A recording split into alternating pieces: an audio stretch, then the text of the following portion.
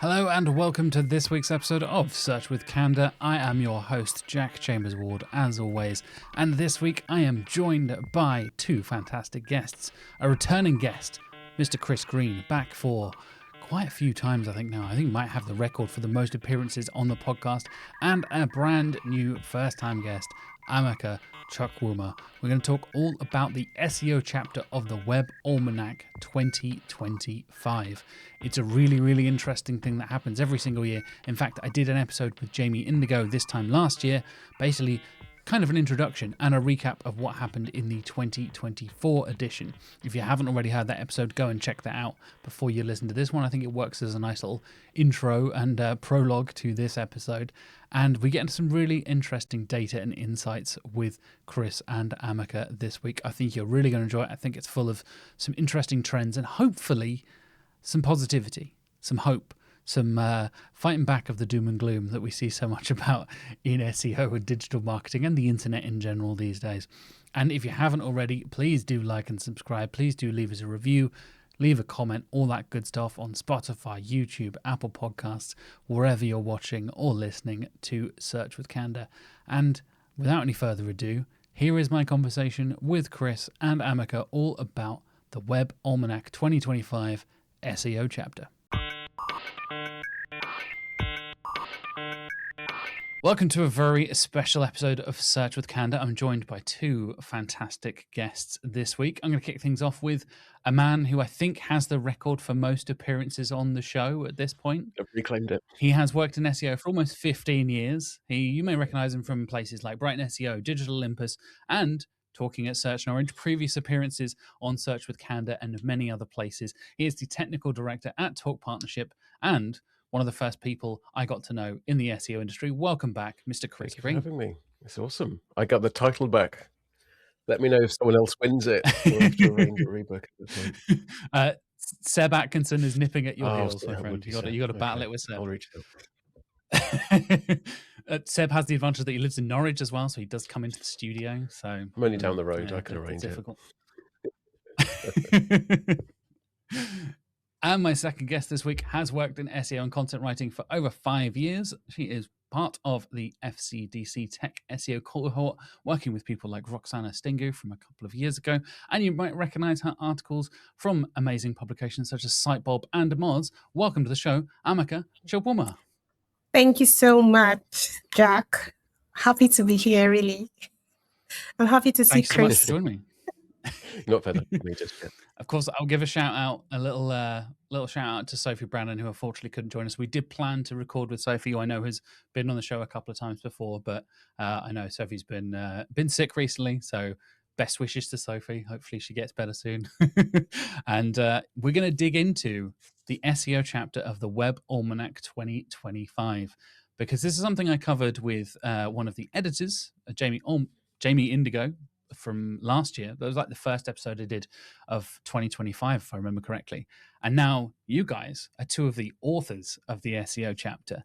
And I know I was chatting to Chris about it a couple of weeks ago, and he was like, we need to get everybody in together to talk about the process behind this. We're going to get into some of the data. We're going to get into what actually goes into your processes of actually authoring and writing and your analysis and all that kind of stuff. Because I think the Web Almanac, when I bring it up to other people may have heard of it, but don't actually know what goes into that kind of the actual construction of it and the kind of things you guys are looking at as part of your analysis and part of your collecting of data and all that kind of stuff. So what was the process like for you guys? Chris, I'll come to you first. What was that process like, writing and being part of the sort of editorial and review process? So it's a big one. I think it's really easy to kind of underestimate the work that goes into it, because the chapter that you read, I mean, they're big. They some people have said they're almost kind of intimidating. There's a lot in there, but it's really only like the tip of the iceberg. What's actually going into this? I mean, the Web Almanac's built off the back of like the data that HTTP Archive collects, and that's like broadly 16 million websites, 244 terabytes of data. So it doesn't take a lot to kind of then work out, well, how do we get all of that massive data into the chapters, kind of put into kind of key topic areas and picking up the right traits and validating it. And I think from our point of view, the key really is to firstly look at, well, what did we say last year, what came the previous, and then what more do we need to add or build on or remove from that. I think one of the key challenges is that it makes you realize how much of SEO is clearly defined and how much of it is opinion or possibly just people's way of doing things Nice. rather than the way. We obviously this kind of Web Almanac project is not my axe to grind. It's not anyone else's kind of particular soapbox. It's not whether we do or don't think things have worked or haven't done. And I think that impacts how and what we analyze and how and what we interpret. It's very, very easy to look at any of the data that we see and confirmation bias, apply like one of our own preconceptions on, well, what does that data actually say? So I think this is, we're coming at a point of rigor. Of the HTTP archive is a phenomenal project. The team that run it are phenomenal. Like the amount of work that they put into it and logistics is huge, and it's trying to, I guess, ultimately do it justice, really, kind of to bring in that as best we can, that same level of rigor. My first involvement, I think Amaka, your first involvement as well. And it's just a steep learning curve. So it's kind of working out, what did we do? What are all the processes? How do we commit the work? How do we run the analysis? Who are we working with? The time frames, and that's before we even get into the subject specific stuff. So it's a kind of considerable amount of work, of which the SEO chapter is only but a small part. It's kind of humbling too. Yeah, I think that's a really interesting part of it. Like the SEO chapter, like you said, it is a whole expansive, it feels like a mini book in and of itself, right? But there is so much more to it, even branching out and looking at so many of the other chapters. Chapter 5 of part 2, like, put that in perspective of how much information, how much data we're going through, let alone the rest of the stuff. Amaka, I'll come to you. What was your process like going into this? And had you read previous editions? Had you, been involved in sort of looking at this kind of level of data before? Well, I think this is the biggest level of data I've worked with so far in my career. And then this was actually my first time contributing to the project. So I came in with, fresh eyes and a lot of respect for the depth of the data that was used, because the truth is, bulk of the work is actually the data. Without it, we really can't write anything. So the analyst did so much work. But for me, what stood out early was how much the story wasn't really about dramatic change. Because when I was digging into the data, I was eager to see a lot of divergences, a lot of changes, a lot of, I wanted to see big differences. But it was not exactly how I expected it to be. So what I did was I had to really slow down a bit to, understand what the story should be about. So I didn't want to start interpreting small shifts and making it look so, dramatic or over interpreting it. So what we did was I had to spend time asking, what does stability actually mean in a web that is being read by AI and humans? And how can I understand this stability, seeing that AI systems are now part of how content is discovered? So the process was very disciplined. Read the data, resist the hype, and describe the web exactly as it is today. Then another big part of the process was actually trying to be careful with the kind of words we use, our choice of words, because over the years, we know, especially we can see all that noise in LinkedIn, how AI has created a lot of hype. But like I said, when I dived into the data, I noticed that that revolution was not really there. That numbers I wanted to see wasn't there yet. So what I was seeing instead was that we had that long-standing, I saw that SEO fundamentals like schema, metadata, and markups were still really, really important, because these machines actually rely on them to understand content accurately. So basically for me, the goal wasn't to predict what the future of SEO is, but it was to document where SEO stands in real time as we know it, objectively, and see how and what it means for SEOs and practitioners alike right now. Yeah, definitely. I love the resist the hype phrase there. I think 'cause that's, and like you said, you're totally right. Like what we see on LinkedIn doesn't necessarily represent the entire industry, let alone the entire web, right? And that's why I think the Web Almanac is such an interesting thing. And again, I agree with you, Amaka. Like I have never dealt with the size of data like this in my entire career. I can't imagine looking at that many sites and dealing with that many URLs. Obviously, like think about big e-commerce sites and stuff like that, you can deal with millions of URLs, but this feels like something that is such a big picture zoom out that hopefully puts a lot of what we talk about into perspective, so we don't get caught up in the hype, we don't get caught up in all the AI is taking over the world and taking our jobs and all that kind of stuff, right? This feels like a really nice way to, ironically enough, ground ourselves, do some grounding, everybody, of grounding us as humans, not just as AIs, and give us that perspective. And for me, like reading it for a couple of years now, I always find, like you said, you want to get stuck into what changes have happened, what's been consistent, what are the big things. We feel like there's a big technological shift, but I think it's really interesting there. You say straight away, Amaka, like the data doesn't actually reflect that as much as you think it would. Actually, fundamentals and SEO foundational stuff is still consistent and still important.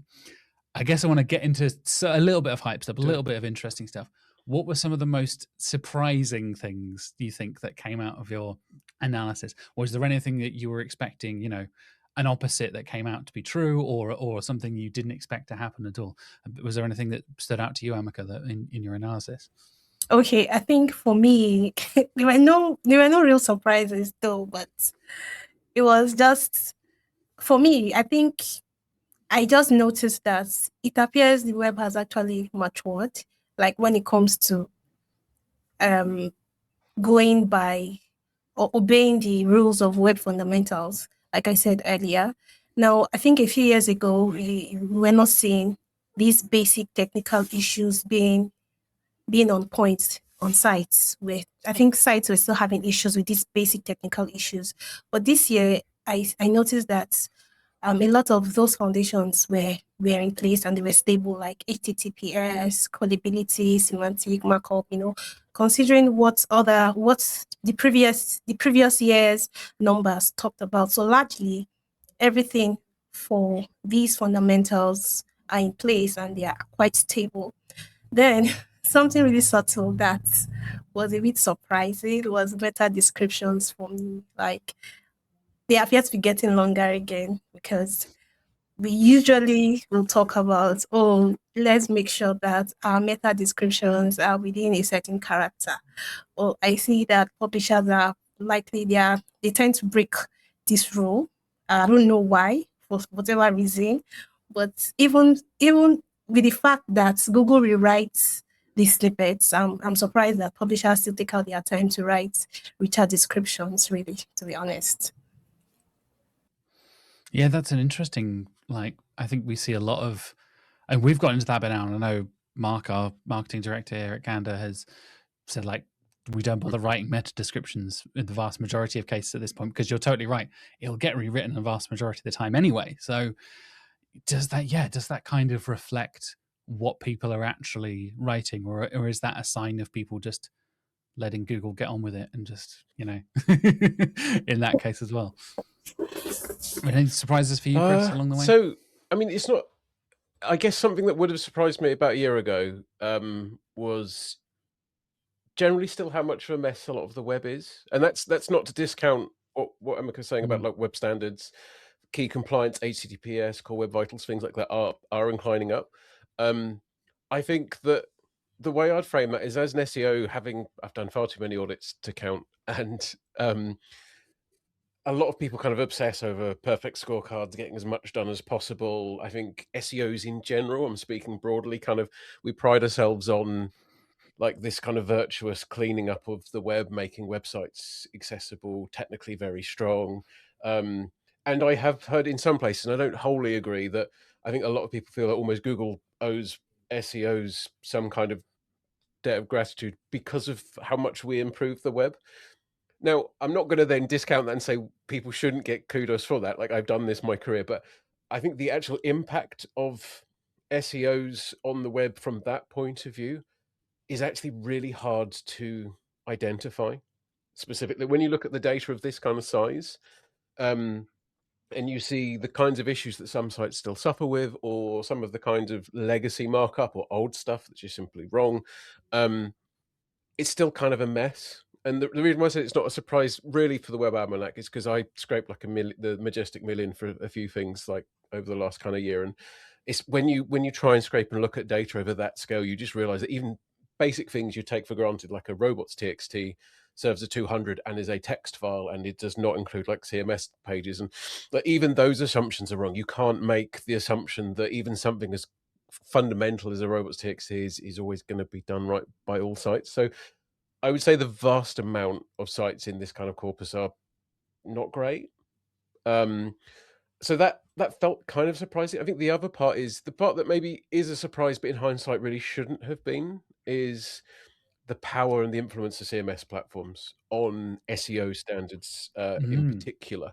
I think I characterize myself as an SEO that I kind of just want to make the internet just better than it is. Like I know that's not all SEOs align with that. Other people have different commercial objectives, bits like that. But after 15 years or so of doing stuff, and my origins being broadly like putting content on websites that wasn't super great, and I kind of like let's do it well. Let's kind of set sail for the same kind of aspirations of like most web kind of marketers.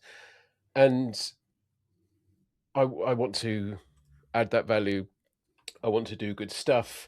If that is the case, I think impacting how a CMS operates, how WordPress does something, how Wix does something, how Drupal, etc., how they structure their standards, or the plugins that go into those. So WordPress, you got Yoast, all-in-one SEO, etc. Like they're having a far bigger impact on SEO technically, like looking at the bones of it, like at this level, than any single SEO is. And I think most people possibly don't unconscious of that, and we don't need to be conscious of that. Let's be truth be told, but it's those platforms that are really shaping things far more greatly. And I think so. If you really don't like a web standard, or you don't like how SEO's being done in a specific way, you spend your time lobbying or trying to work with those people, and that's going to have a bigger change than you can raise a dev ticket and get an individual site to change an individual thing, but fundamentally, like what comes out of these plugins or these CMSs is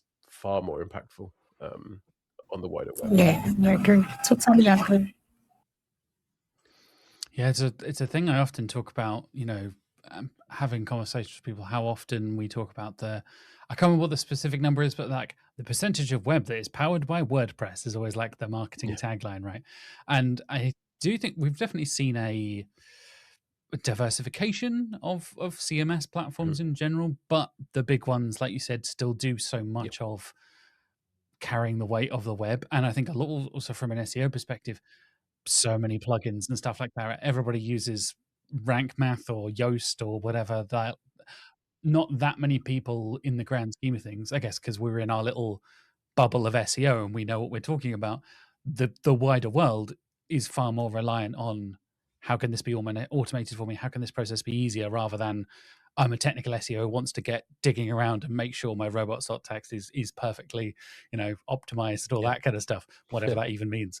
But I think for me, there's an interesting thing where, like, there were a couple of bits that came out of this year's that I thought were kind of what you were saying earlier, Amaka, of like resisting the hype in a lot of way, when the data kind of doesn't align with what feels like the technology industry, even outside of SEO and marketing, is talking about. Everybody's talking about how fast things are being automated and how things are being controlled by AI and all this kind of stuff. But actually, a lot of the work, as you said there, Chris, is individual people going in and tidying things up and sorting things out. And even obviously, I read a little bit of the accessibility chapter as well, which I always think is a really, really great chapter to read as SEOs, to kind of get another perspective on that.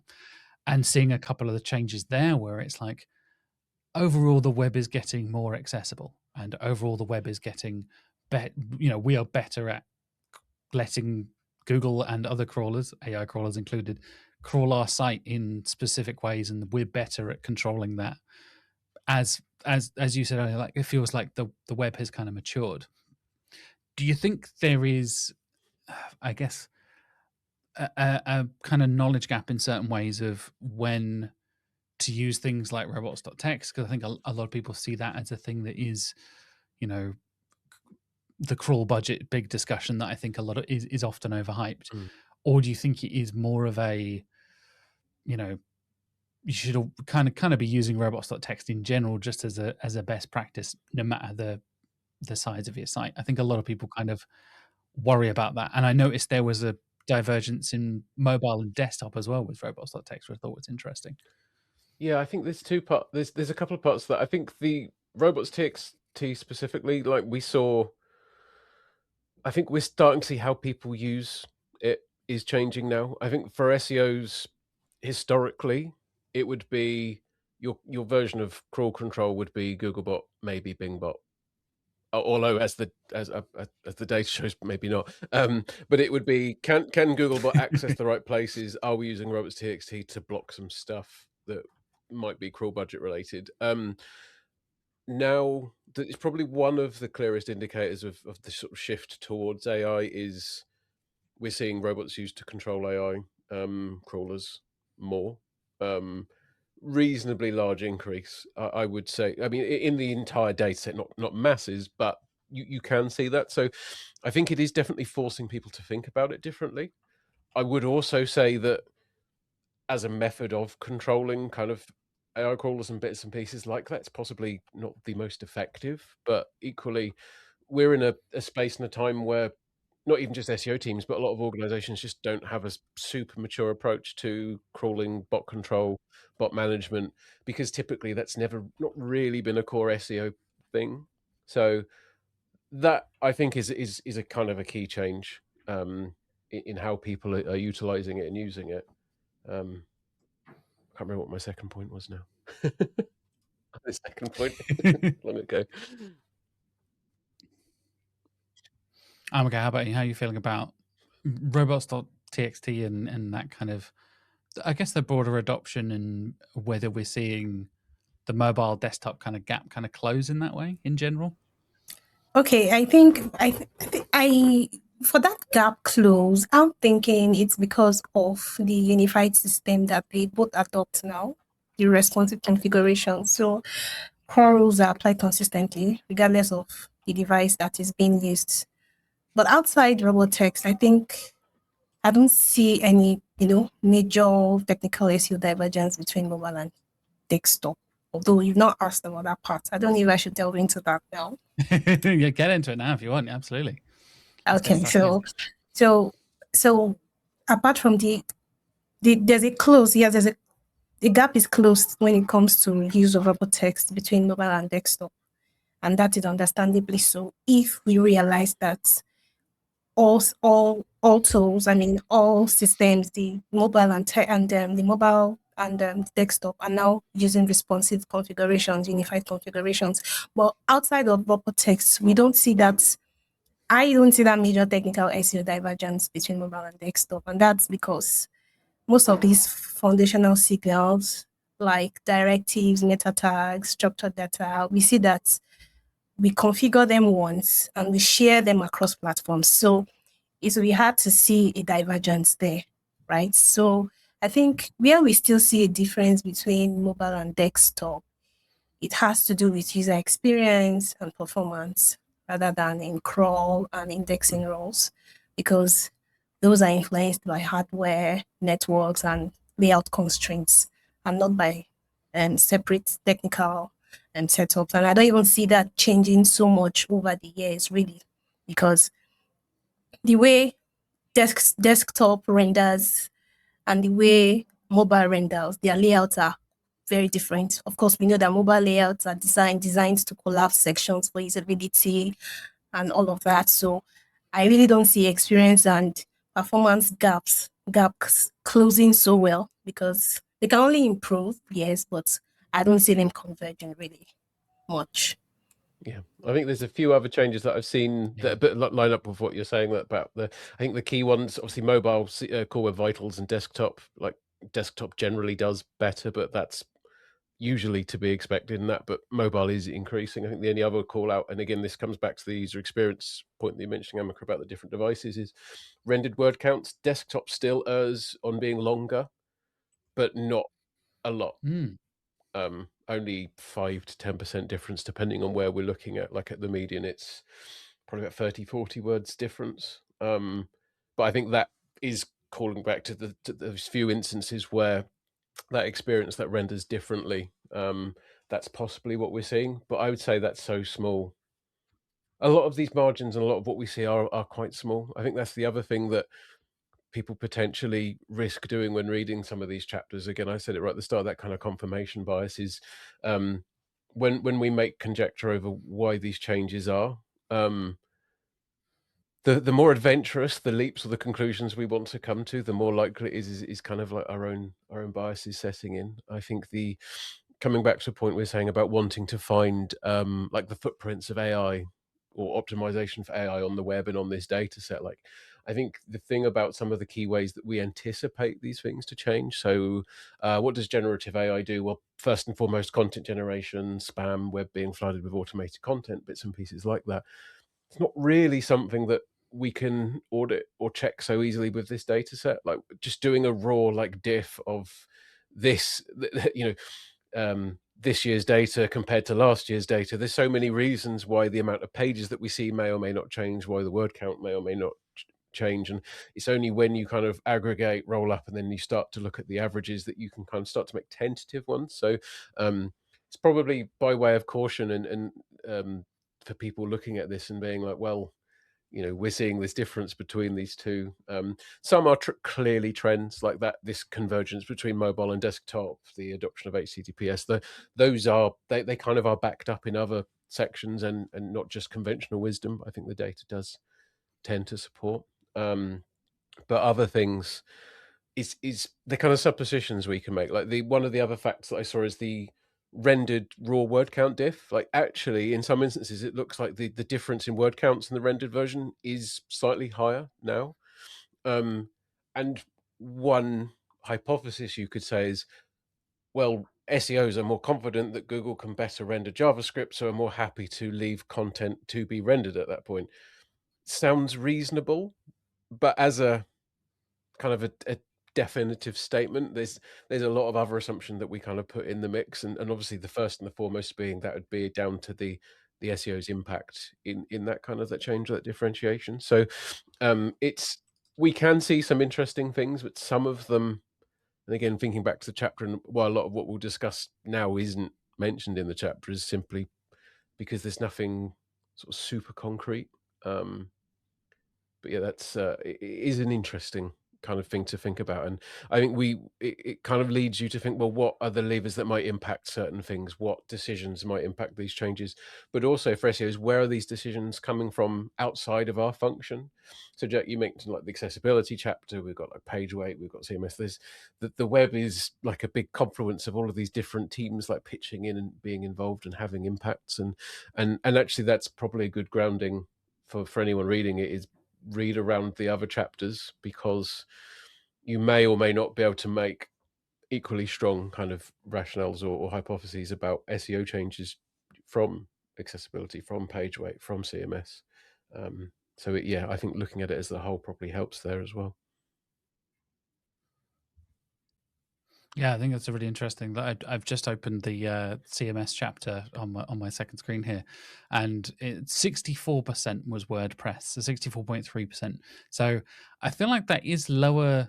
I feel we usually hear like 70 or 80 or some like maybe inflated marketing number from a WordPress ad or something like that. But I think we've definitely seen the growth of smaller CMSs, smaller elements where the kind of, not even necessarily technology, I guess, but even things like crawlers, right? We're seeing more and more SEO tools pop up, AI crawlers pop up, and all that kind of stuff. One of the most surprising things for me, which I thought was a funny little thing, and I think you hinted at it earlier, Chris, is that Robots.txt, more people mention Hrefs bot than Bing bot. And I was like, is that, my thinking was like, are people more conscious of, are competitors getting their data basically and trying to stop that? Or do people just still not care about poor little Bing? What is your guys' perspective on that? Do you think that is a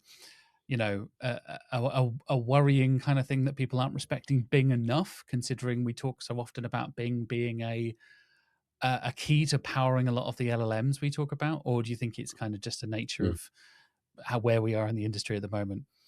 Amaka, what do you think?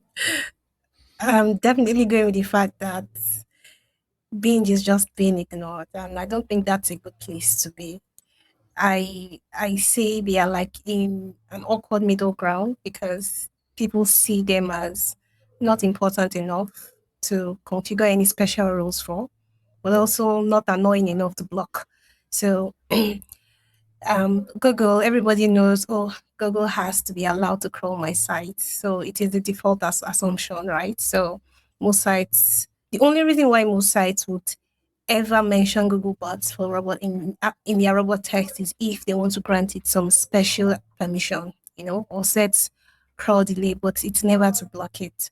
So I don't think, and of course for Ahrefs, we know that a lot of people really just think it is just annoying to allow Ahrefs, crawl their site, considering crawl budget and the fact that there's really no use, there's no direct use to them because it is just to get information to feed their customers, So I don't think Binge is in a good place because if people do not care for you enough to, it means you're not even top of their mind. You're not even middle of their mind. Like you're just nowhere close to. You're just at the bottom. Like nobody's going to ever think about blocking you. You just use the defaults. The default rules. Nobody thinks about Binge at all. I don't think it's a good place. And I think I call it like a no man's land, like a gray zone. So I think it's not a good place for Binge to be in, really, to be honest. Yeah, I think that's that point around not annoying enough to be blocked is like a really kind of critical one. I think when you look at the other user agents that get included in Robots.txt's, that's broadly your profile is going to be who is my InfoSec or my IT team saying is consuming like costs for servers and requests. Do we know what they are? Like if we don't know what they are and they're consuming budget, they're almost certainly going to get blocked. Most people, I say most because I've had some horror stories, know that you shouldn't block Google generally, like just as, and that's kind of known at a fundamental level, which just shows you the power and the pervasiveness of that. Yeah, and Bing is kind of the poorer cousin. I mean, the irony is you have always had slightly more control over influencing Bing, like through Bing Search Console when Bing. And I found as far as crawlers go, it's a little gentler and a little more respectful. So I think it does tread softly. And I do think most people assume that it will behave like Google. But I think that's the story of do you optimize for Bing? And it's like, well, we do this for Google. Is Bing going to be explicitly different or not? And I think it is a funny one. I think there is evidence elsewhere that Bing gets referenced, or not just Bing, but other kind of Microsoft crawlers. I think right now it has just been overtaken by people's concern for AI. Frankly, I think most people are broadly scared of being included in training sets, or want to stop or prohibit or possibly even just kind of limit certain levels of access. In other examples, though, like things like MSN bot, we still see MSN bot mentioned in like robots directives, not necessarily robots.txt's, but for a bot that's been deprecated. Well, it's probably older than my kids and hasn't been around for that long, and yet we still see people referencing like MSN bot. It's kind of funny it poses other more fundamental questions around how often you update old code and remove legacy. Yeah. But I think yeah, there are echoes of it. You can see traces of days where it possibly was more complex, but it's just crowded now, and failing. Yeah, I think I agree with Chris really, because robot text reflects a lot of legacy decisions. You put it there and you just leave it there. And then people hardly go back to, to reconfigure, right? So I think it just reinforces my view with being bought still.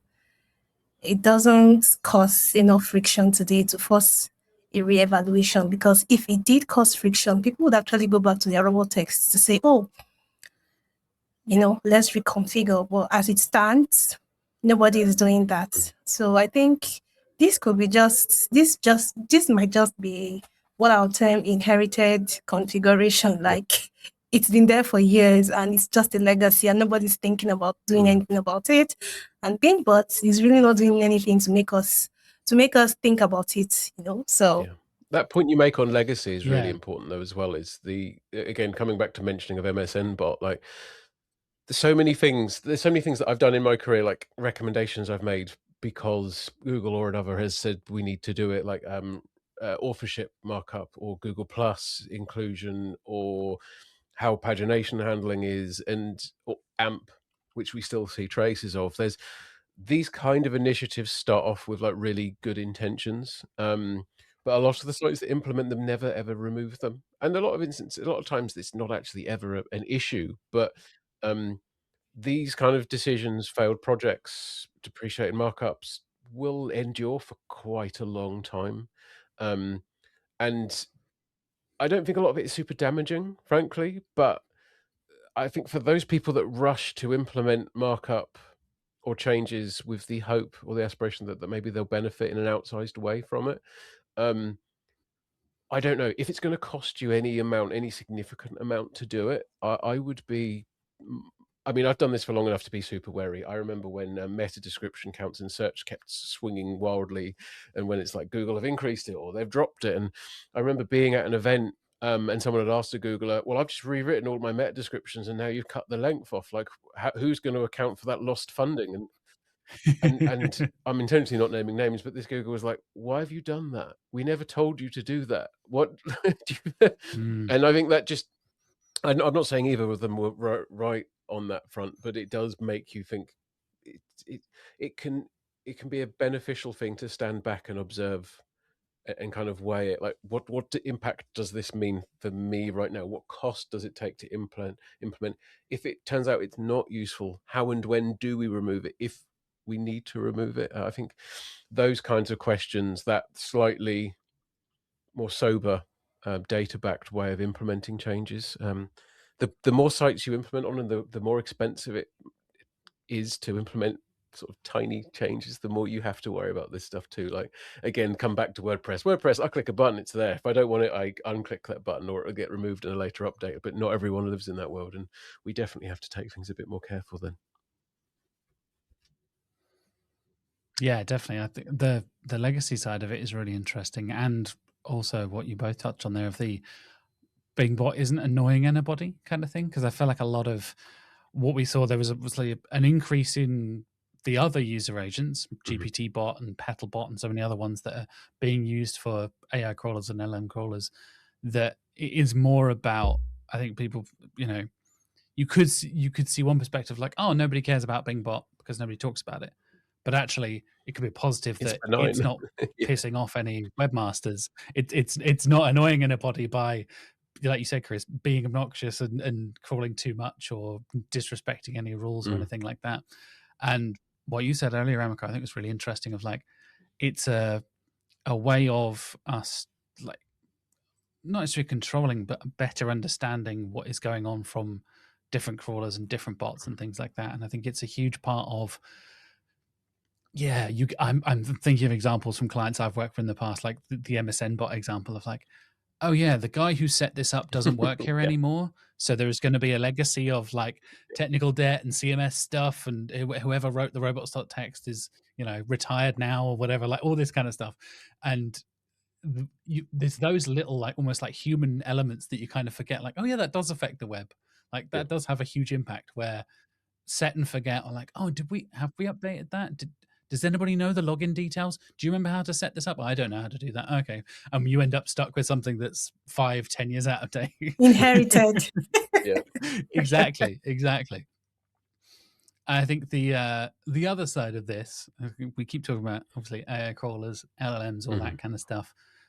LLMs.txt. What a hot topic for 2025 and now in 2026. Another Little hype object file causing from so last much. I know, year. right?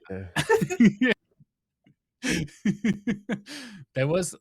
There has been, whether Google have agreed or not agreed or approved or not approved, they had their own one on their website that they took down very briefly, or all this kind of stuff, right? The adoption rate is relatively low. Right? It's around 2%. Like, that's, again, I feel like avoiding the hype, as we kind of, I feel like that's kind of the theme of this episode. Do you think LLMs.txt is something we need to think about in the future? Will it become more relevant as LLMs become a bigger part of the web? Or is it just a fad and we don't actually need to worry about this? What's your hot takes? Let's get some hot takes. Okay. So go on, Chris. Personally, I felt that was higher than I expected, quite a lot higher. I'd done some work kind of collecting that before and I know different data set, Majestic Million, smaller, different number, but fundamentally, like the growth, if that had grown over that period, that's quite a sharp like adoption curve, like relatively speaking. So I think it's there. It's quite often implemented wrongly, and given that it's effectively a simple markdown file, even just the amount of ways that it's done badly is quite illuminating and I guess sort of amusing in many respects. For me, when you look at how and why these are there, that's what's the big unlock right now. And I think partially why we've seen that growth that we have is all-in-one SEO is responsible for nearly 40% of all the LLMs.txt files that we saw. And that's because I scraped every single one and I looked for the comment that said implemented via all-in-one SEO. And likewise, about nearly 4% was from Yoast SEO. And in a way, that comes back to an earlier point. That's good and not, right? For these site owners, that is a set and forget. They've checked a box, it's appeared. It's not, unless anyone finds some like really dramatic exploit, like way to abuse these files. These people aren't detrimented. They're hedging against, or they're hedging like whether this does or doesn't get used. And as far as I'm aware, it takes very little effort. What also could be is, I think for many of these people, this hasn't been a conscious decision. There are definitely sites out there who have consciously implemented it because they stand by it. They think that this extra markdown file at inference will make for better results. I'm not going to get into whether or not I think that is or isn't founded. Like, I'm seeing more and more examples of it maybe working. Maybe, if I'm being really charitable. But it's that adoption will keep growing if people keep switching stuff on. If Shopify, if Wix, if anyone on Cloudflare, like all of these people, if they're finding that they can have like next to no effort LLMs files added, that we may still that increase. But I don't necessarily feel like that's an endorsement, certainly not from me, like as to the efficacy of it. I think it's going to take more than that for it to become an adopted web standard. Okay, so when I look at the data, I see that over 40% of LLMs TXT files are being generated by SEO plugins. And what's even more revealing is the split. When you split that number, right? So all-in-one SEO enables this setting by default, and that accounts for nearly 40% of files, if I'm correct, while Yoast requires manual opt-in and only accounts for 3.6%.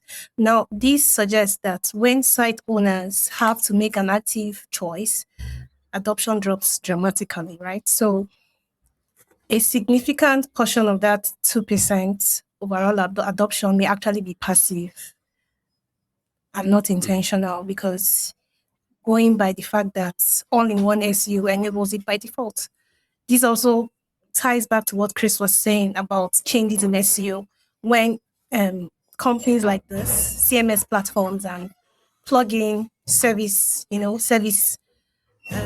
providers actually, implement these things from into the services that they provide people. So I think this is what is reflecting here, looking at it, seeing that since bulk of that number is coming from all-in-one SEO, it means that people are not actually actively adopting LLM text. So me for one, I don't even see it. I don't see it as a fad. I just think it's still quite premature. It's a premature standard for now, because me for one, I haven't even implemented it. We've never had a reason to. I remember when one of us were, I think one of my team members was actually suggesting it to a senior team member, and my senior team member said, no, but don't implement it, please.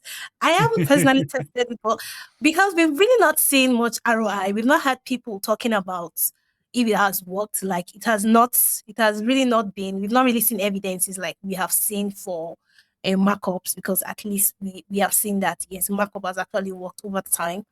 So I think for me, the core problem would be enforcement, really, because unlike robot text, which search engines actually needed that to crawl efficiently, AI companies largely still ignores LLM text entirely, really. So until major AI labs commit to respecting it and cite on their serial benefits, it is still going to be unproven. It will not be an established tool for SEOs really soon. Well, but we hope to see what happens in 2026. But I don't see it. I don't see it.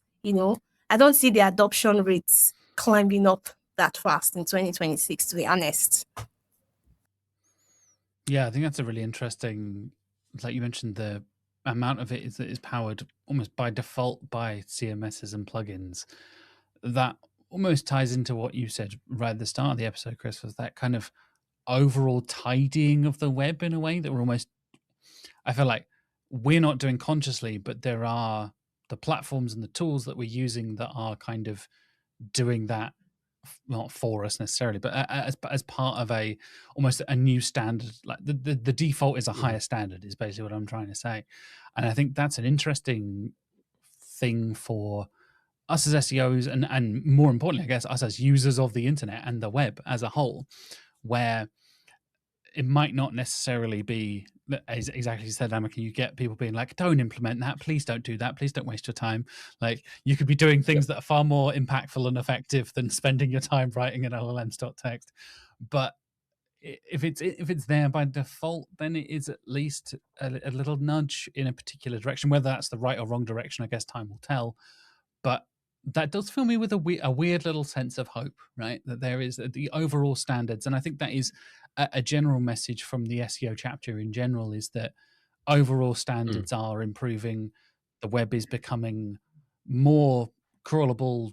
What we want to be indexed is being indexed, all that kind of stuff. And I think that is definitely a nice contrast to all the doom and gloom we hear so much about, and all the hype that we're trying to resist. It's progress. Like at the end of the day, if more of this stuff doesn't have to be a conscious decision, and it just gets done, we get to spend time on the things that kind of add value that aren't easy to automate away. So absolutely, like whether or not it's worthwhile or not, like if you've only clicked a button to enable it, the risk reward is so low that it doesn't matter. It shouldn't matter anyway. I think that's a really kind of valuable thing that people kind of expect. This is progress. Like, this is a good thing. You don't want to fight for absolutely every pixel you're moving around the page on the website.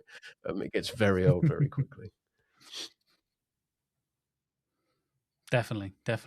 I think for me, I think there was some stability that I appreciated to see as well. The structured data side of things and schema markup side of things has felt fairly consistent. And I had a quick look back at the last couple of Web Almanacs to kind of compare and contrast. And obviously, you guys have the data there as well. Was there anything in the structured data side of things that, I think there's an overall 50% adoption rate, which I think that feels pretty good to me. Again, like, because we exist in our little SEO bubble of like, everyone uses structured data, right? And then you have a conversation with the client and you're like, what's structured data? You're like, aha, right, yes, of course. We know about it because we work in this industry. Most people have no idea that is, so much of what is powering the back end of the web. Was there anything in the structured data side of things that gave you a bit of hope or surprised you in that way, or is it just nice to see a bit of consistency? Because that's kind of how I felt about it. I mean, the amount I think that's being put through JSON-LD, like that's nearly 40% of, certainly in the pages. I can't remember what the homepage one now. Oh yeah, and just over 40% for homepages. Like that's a good sign. I think that's a it's easier to maintain, it's easier to implement, possibly again sign of it being injected via CMSs, plugins, etc. I was quite surprised actually how much of it was still microdata. There's still quite a lot, but I again, conscious decision. It's nearly Yes, 20%, there or isn't it, on thereabouts. microdata? Well, between 17, 20, depending. Yeah.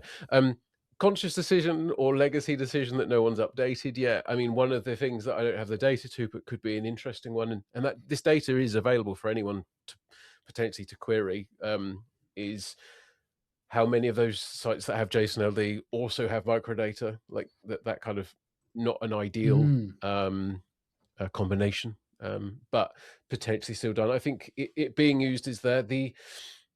One of the trickier parts to tell is how well implemented the structured data is, or how it is, because the problem is the standards around structured data, schema.org specifically, they are kind of changing and evolving, and Google's adoption, sometimes capricious nature of what it does or doesn't adopt, or what it does and doesn't reward, makes it a little bit tricky.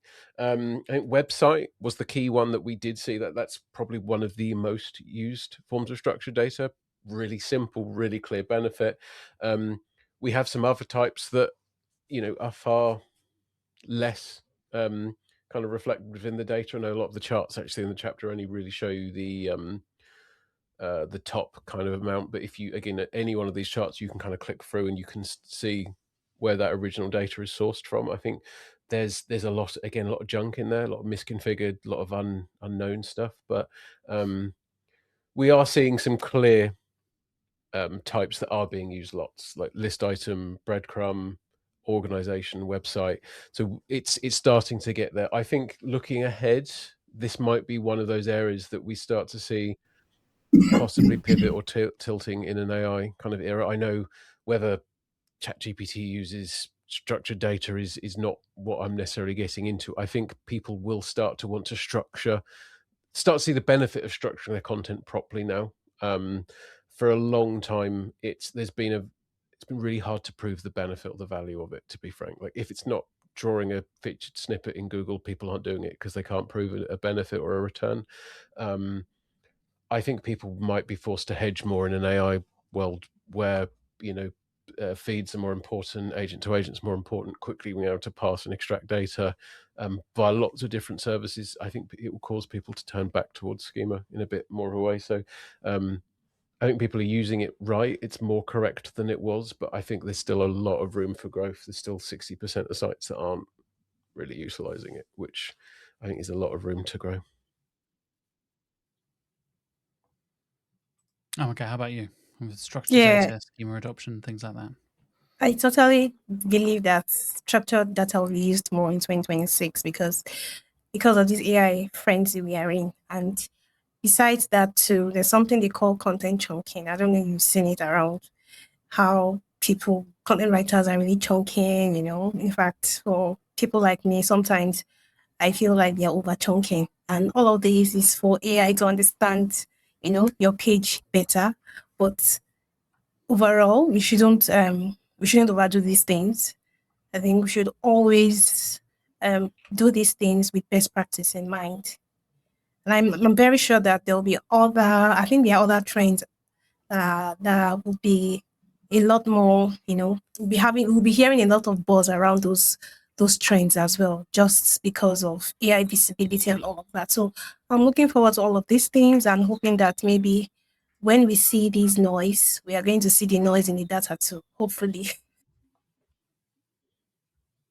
Yeah, definitely. I think there's a nice kind of even stuff like what you said, like website, web page adoption, and I thought it was quite funny. We get the just having a look at the chart here. 25% is unknown type. Yep. It's like, nice. Really unhelpful. Like I said, I think a lot. Phrase the whole point. Exactly. And I think you're absolutely spot on, Amaka. I think we'll see a more consistent adoption of structured data, and especially as, you know, the big debate of like, do LLMs use structured data? How do they do it? All this kind of stuff. A lot of it is, for me, less about the direct impact of that, but just that allows you to do a lot of things to just present your data, product feeds and things like that as well, being another part of what a lot of people talk about when it comes to agentic search as well. When we're talking about AI agents, you need to basically be feeding them that information so they make the right choices, because you definitely don't want an AI agent going off and doing something rogue and untowards and buying a product or anything like that you haven't told it to buy. I think we're in a seems like a positive thing overall. I think the SEO chapter felt like it reassured me a little bit against the, like I said, the hype and the doom and gloom and all that kind of stuff. It felt like a nice overall growth and kind of like increase in some of the positive things and the increase in standards in general. Unless you're a fan How of are you AMP. guys feeling about SEO? Unless you're a fan of AMP. Yeah, AMP Unless you're a fans fan of won't AMP, like this yes. chapter. 0.7% of adoption on mobile for rel AMP. It was one of our local news sites here in Norwich still uses AMP, and one of my friends has written for them before, so I messaged him being like, could you speak to somebody? Like, they're still using AMP and it looks really weird. And it's Is it a news publication? Was it a news publication? Yeah. Okay, I think that's why they still use AMP. It has to be. It has to be. Yeah. How are you guys feeling about, to close things off, how are you guys feeling about the state of the web and SEO as a whole? Do you think in 2026 is going to be a year of progress and positivity, or do you think there's going to be more hype and fads and chaos? Yeah, exactly. Chaos is a good way of putting it. Exactly. I don't know. I was telling a colleague the other day that, I don't know, we don't have answers in SEOs again. We have more questions than answers in this field now because of too many quick changes and evolution that we are seeing. And then, of course, Google's constant updates. You know, when I started out, we had a lot of answers, but now we really do not have answers, you know, to many questions. We have more questions than answers, and I'm hoping that in 2026, it's going to change, although I'm not seeing that changing. I know we're going to be having a lot of talks about many things without answers, but I'm keeping my fingers crossed that I'll keep up with the pace. Yeah. I mean, this is a weird one. I mean, I think the shape of the web is probably undergoing quite a fundamental change now, or we're in the early phases of it. I've done quite a lot of AI search kind of intro talks or explainers for clients, or just frankly trying to calm people who are right now sort of at panic stations. And almost on every one of these sessions I've ever had, someone said, well, how are you optimizing for when these services don't need my website anymore? Like, are you ready for like the no website future? Which, I mean, firstly, kudos to that person, because that's future thinking, right? But I do think 2026 is the year where we all need to consider that there are so many different consumers of our web content now. I mean, it's always been humans and bots have always had certain kind of impacts, but the dynamic, like a bot now is not, a simple, you're either going to be shown in Google or they're going to consume, they're a security risk or a cost vector. Like, actually, these bots now are more directly like revenue driving. And sometimes they'll be clearly delineated as bots. Sometimes they'll be pretending to be the user they're working on the behalf on. Sometimes they'll act well. Sometimes they'll have been banned or prohibited. And all of those different decisions make, obviously, they're strategic changes we need to make, but they're going to leave like an indelible mark on the web as well. Whether it is for adoption of like agent-to-agent frameworks, whether it's going to be direct commerce, like Universal Commerce Protocol or other things, or whether it's even just going to be using user agent detection to give bots, like agents, a more streamlined way of accessing bits of like workarounds of particular friction points, or even or prohibiting it. And I think all of those things will fundamentally change the decisions that we make. And I think the risk is certain parts of the web might get left behind. Might not happen next year, probably won't, to be frank, but we will start to see that shift take place. But if anything we've learned from the Web Almanac chapter, like working on it, I don't think it's going to be like super quick. I don't think people are going to stop using websites. I don't think agents are going to start doing all of the work for people this year. But I think this year or the next couple of years is probably going to be one of the kind of the big inflection points in those changes starting to come through. And I think just to sort of like an appeal, I guess, to SEOs listening, watching this, like, even if you don't want to kind of put your hat in the ring to do this, I would thoroughly recommend it. I've learned so much and worked with a really great team. So it was a fantastic experience. But if there are questions that are coming out of this, they're like, you didn't answer this, or can we answer this with the data, or gee, next year, can we take a look at, like, I know it feels like a long time till the next chapter, but believe me, it really isn't. Like, by the time we start thinking about it, it's late summer.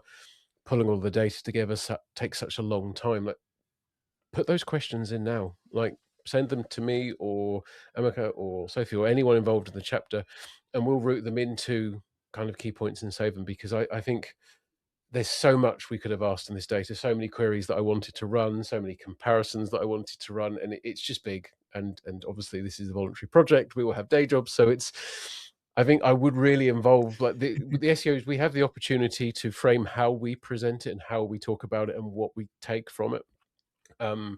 And if you want to improve your BigQuery skills, your analysis skills, if you want to just learn from others, like, it's just like a fantastic growth opportunity, as well as doing something like fundamentally good. So I know I think that's what I'm more hopeful of. I've seen more of that side, and I think everyone has the opportunity to do that, and that'd be really cool. Nice. Like I said, you can get in touch with the guys. How can people get in touch with you, Chris? What's the best way for people to get in contact with you if they have any questions, if they want to be a contributor, I anything like mostly do all my hand waving on LinkedIn these days, Chris Green SEO. I also have chris-green.net is my blog where I put most of my thinking. Also Blue Sky, Chris Green SEO as well. They're the best places to reach out. Nice. Amaka, how about you? How can people get in contact with you? The only best place is on LinkedIn. Yeah, just type up my name and it will show.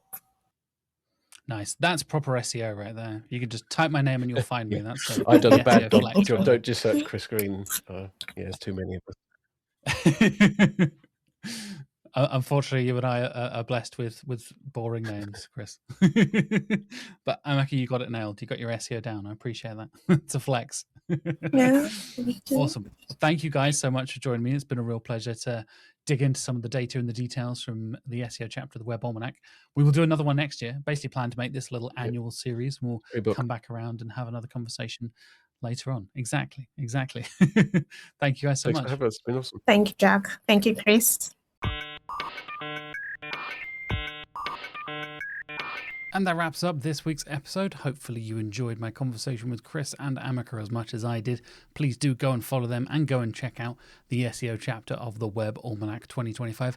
I really do think it's a worthy and worthwhile read to go and check it out. And it's a long document, but I think it has some really interesting insights, some trends, and some data that we didn't have time to touch on. So even if you listen to this episode, it's still worth checking out. I've got some fantastic guests and topics coming up over the next couple of weeks.